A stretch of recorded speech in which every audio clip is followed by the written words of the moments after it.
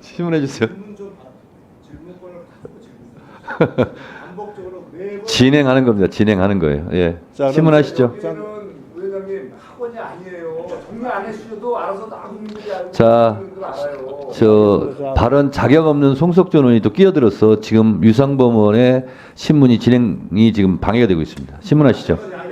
신문하시죠. 자, 그러면 엄영수 증인 좀 나와 주시죠. 네, 엄영수 증인. 예, 비서실장으로 김성태 회장을 오랜 기간 모셨던 걸로 보입니다. 맞습니까? 예, 맞습니다. 예. 자, 엄영수 증인 그 박상영 검사로부터 어떤 구체적 직접적인 조사를 받은 사실은 있는가요? 예, 없습니다. 없고요. 근데 엄영수 증인 검찰에서 대북 송금 500만 불은 경기도 스마트팜 대납 비용임을 검찰에서 진술을 하셨습니다. 예, 네, 그럼 그것이 스마트팜 대납 비용이라는 사실을 엄 증인이 진술을 하신 이유, 그 내용 경위는 간단히 말씀하시면 어떻습니까? 그 당시에 그 검찰에서 상당 부분 그 500만 불에 대해서 내용을 알고 있었고, 네, 그래서 저도 그 회장님께서는 그 당시에 이제 외국에 계실 때 그 저희들 임직원들한테는 이화영 부지사님을 이제 무조건 보호해야 된다라는 명목으로 저희들이 갖고 있는 이제 대북 관련된 이제 송금 관련된 이런 내용들을 거기다 폐기 처분을 이렇게 얘기하셨습니다. 폐기 처분해가지고 다 예. 폐기 처분했습니까? 상당 부분 많이 했습니다. 네, 그런데 이제 그 제 이제 노트북이라든가 이런 부분들이 있었기 때문에 저도 그 당시에 2022년 6월부터 12월까지 상당히 많은 이제 그 조사를 받았습니다.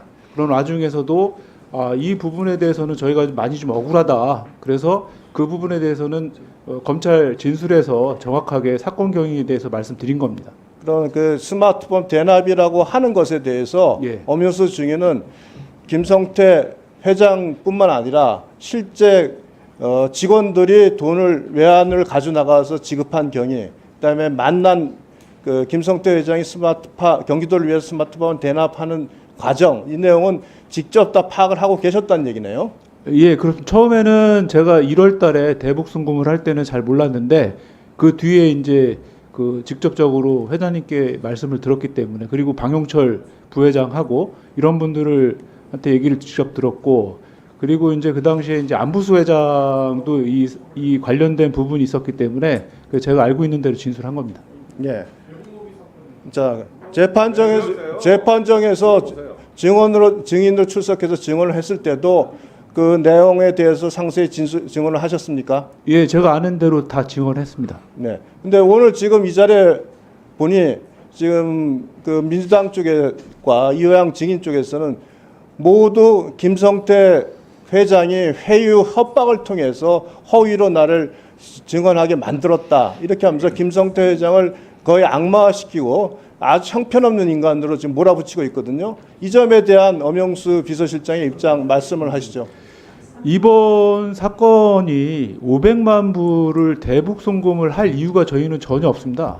그리고 이 그 안부수라는 사람은 제가 알기로는 그 이화영 부지사님께서 소개를 시켜 주셔가지고 만난 사람으로 알고 있고, 그리고 그 당시에 2018년도 이제 하반기 때 11월 이후로 제가 진행된 걸로 알고 있는데, 그 당시에는 이제 정부에서 그 대북 관계에 대한 어떤 화해 무드라든가, 그리고 이제 민족 통일이라든가, 아니면은 이제 남북 간의 어떤 그 교류 개선, 이런 부분들이 활성화가 될 수 있었던 분위기였고, 회장님께서는 항상 그 부분에 대해서 고민을 많이 하셨고, 그 다음에는 이제 이화영 부지사님하고 우리 회장님하고는 한 20년 정도 되는 막역한 사이였습니다. 그리고 뭐 이 사건과는 관계가 없겠지만은 이화영 부지사님이 야인으로 계실 때 저희 회장님께서 많은 도움을 많이 주셨고, 거기에 따라서 우리 회장님께서는 의리와 신념을 굉장히 중요시 여기셨기 때문에 그 체포돼서 들어오실 때까지도 꿋꿋하게 이화영 부지사님을 보호하려고 하는 그런 굳은 의지가 있었습니다. 네, 그렇다면 김성태 회장이 이화영 부지사의 대북 송금 관련에 대한 진술을 하게 된 뭐 여러 가지 이유가 있겠지만 그 가장 큰 이유는 검찰에서 충분한 증거를 확보하고 직원들이 그 환치기 과정을 다 파악을 하고 있었기 때문에 어쩔 수 없이 김성태 회장도 자백을 하게 된 거다, 이런 취지로 보면 되는가요? 예, 제가 알고 있는 건 그렇게 알고 있습니다. 자, 그럼 하나 더 물어볼게요. 지금 민주당이나 이화영 그 증인 측에서 주장하는 거는 나노스의 IR에서 이것이 마치 그 거기 보면 히토류 사업을 위한 명목으로, 그죠? 이렇게 해서 500만 불을 투자한다는 것처럼 기재되어 있는 것에 대해서 실제로는 보면 이게 투자유치 담당자는 경기도와 이재명을 위해서 500만 달러를 지급하는 것을 투자유치 보고서에 담기가 불가능했다.